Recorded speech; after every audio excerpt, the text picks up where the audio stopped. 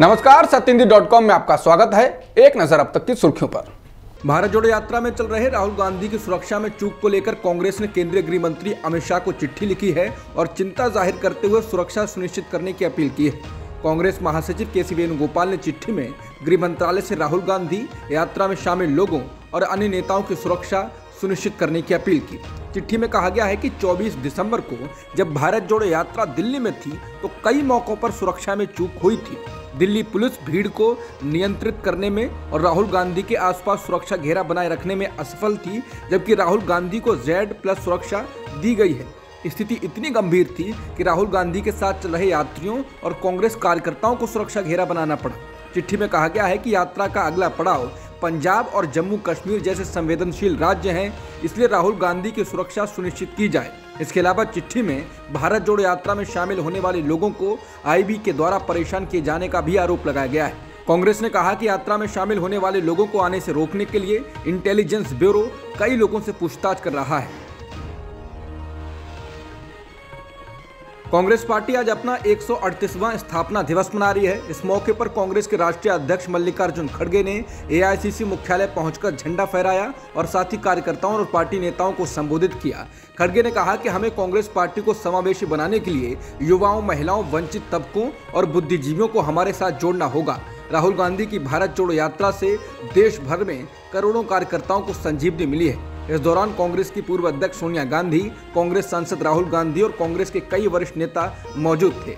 खड़गे ने आगे कहा कि आज भारत के मूल सिद्धांतों पर लगातार हमले हो रहे हैं। पूरे देश में नफरत का गड्ढा खोदा जा रहा है।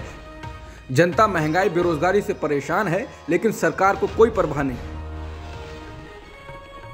भारत जोड़ो यात्रा में कड़कड़ाती ठंड में भी राहुल गांधी के सिर्फ टी-शर्ट पहनने की चर्चा कई दिनों से काफी चर्चा में है। इस दौरान आज जब राहुल दिल्ली में कांग्रेस के स्थापना दिवस कार्यक्रम में भाग लेने जा रहे थे, तब एक पत्रकार ने उनसे टी-शर्ट को लेकर सवाल किया।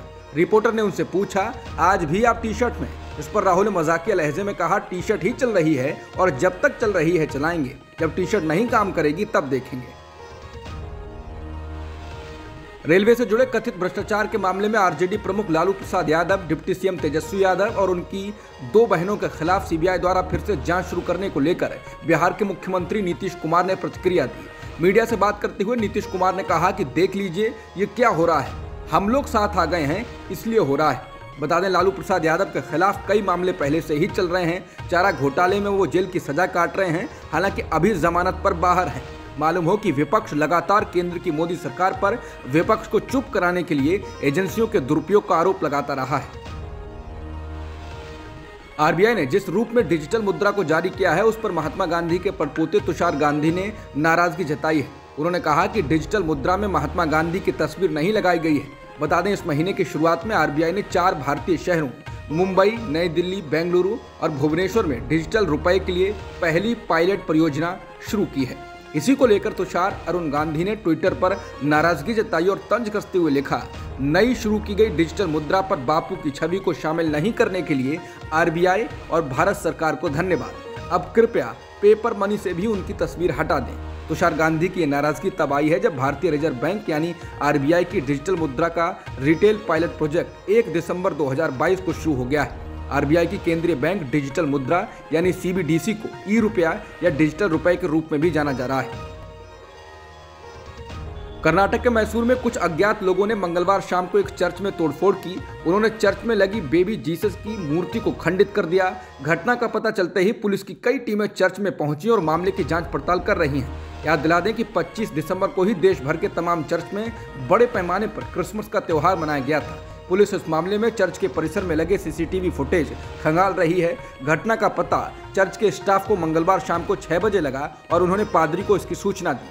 पेरियापटना की पुलिस ने बताया कि इस मामले में मुकदमा दर्ज कर लिया गया है।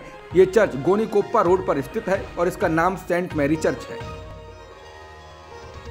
रूसी नेता और पुतिन के आलोचक बताए जाने वाले पावेल एंटव की ओडिशा के एक होटल में मौत को लेकर कांग्रेस नेता मनीष तिवारी ने सवाल उठाए। उन्होंने ट्वीट कर इसको अप्राकृतिक मौत बताया। मनीष तिवारी ने कहा, रूसी ओलिगार्क, युद्ध के आलोचक, असामान्य होटल, सुविधाजनक खिड़की, गिरना, मौत, 2 दिन पहले सहयोगी की मौत, वही होटल, दोनों का अंतिम संस्कार भारत में हुआ, ईसाई होने के बावजूद दफनाए नहीं गए, शव रूस नहीं भेजे गए, अगर ये अप्राकृतिक नहीं है तो मैं कभी लॉ स्कूल नहीं गया। बता दें, पावेल एंटप की बीते शनिवार ओडिशा के एक होटल में मौत हो गई थी। वो दोस्तों के साथ भारत आए हुए थे। हाल ही में उन्होंने कथित रूप से यूक्रेन पर रूस के हमले की आलोचना की थी। हालांकि कुछ समय बाद उन्होंने अपना बयान वापस ले लिया था। इससे 2 दिन पहले इसी होटल में उनके साथी व्लादिमीर बेदेनोव की मौत हो गई थी। पुलिस पावेल एंटप की मौत को आत्महत्या या दुर्घटनावश छत से गिरने का मामला बता रही है। हालांकि हर एंगल से जांच करने की बात भी कही जा रही है। अफगानिस्तान में तालिबान शासन के फैसलों का विरोध करने के लिए अकेली लड़की भी अब विरोध प्रदर्शन करने से घबरा नहीं रही है। 18 साल की मारवा नामक छात्रा की काबुल यूनिवर्सिटी के सामने अकेले खड़े होकर प्रदर्शन करने की फोटो विश्वव्यापी वायरल है।